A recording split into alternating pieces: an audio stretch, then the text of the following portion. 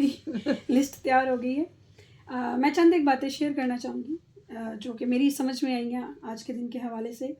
देखिए, ज़िंदगी में दो चीज़ें होती हैं, एक होती है एक्सेप्टेंस और दूसरा होता है चेंज।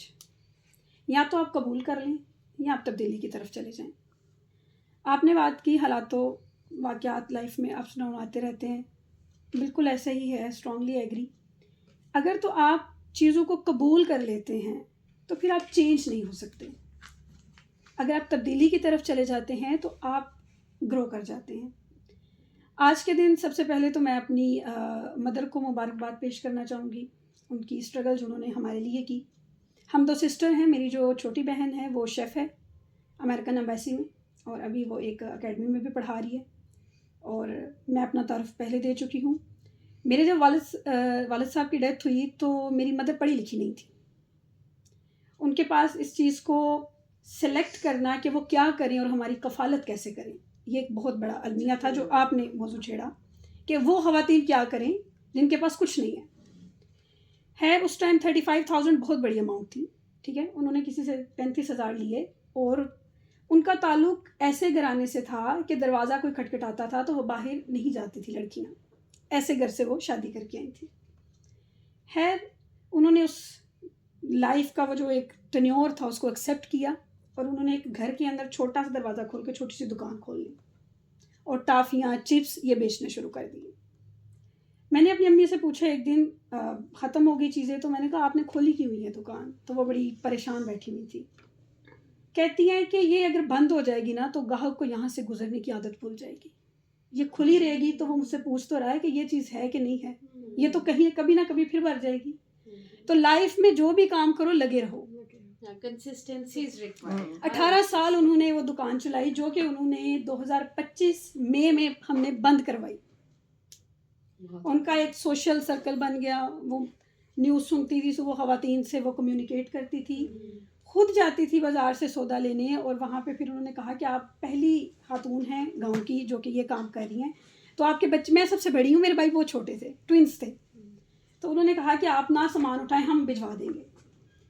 तो वो मुझे कहती थी कि ये देखो हमारा ये जो मुझे बेकरी का सौदा देने आता ना, ये बंदा साइकिल पे आता था, अब ये बाइक पे आता है, और तुम्हें पता है साल के अंदर अंदर अब इसकी गाड़ी है मेन पे खड़ी होती है।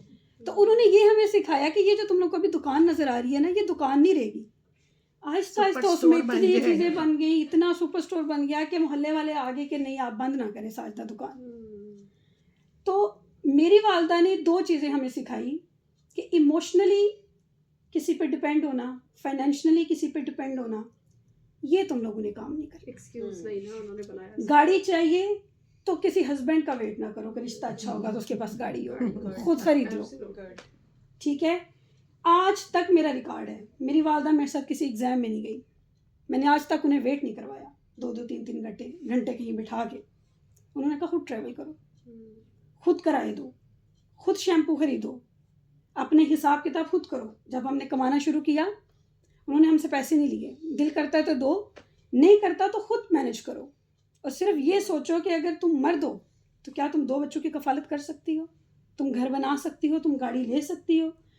तो मदर का जो है ना, इसका आपके पास एसेट्स का होना भी ज़रूरी नहीं है, आपकी नीयत बहुत मैटर करती है, आपकी मोटिवेशन बहुत मैटर करती है। मोटिवेट रहे।